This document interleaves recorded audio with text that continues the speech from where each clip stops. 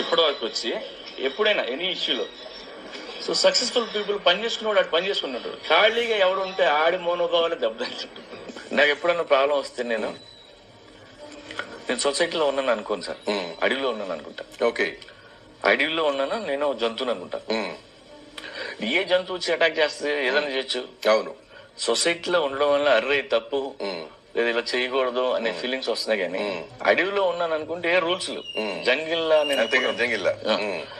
So నేను అడవిలో ఉన్నాను అనుకుంటాను. ఎవడో వచ్చి కొట్టేస్తే అట్లీస్ట్ అంటే ఇంక దీని గురించి ఎక్కువ ఆలోచన. లాస్ట్ అది మంచి మాట చెప్పారు సార్.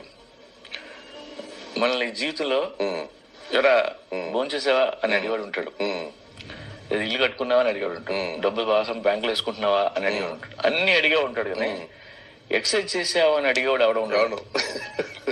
అది నీకు నువ్వు వేసుకోవాల్సిన క్వశ్చన్.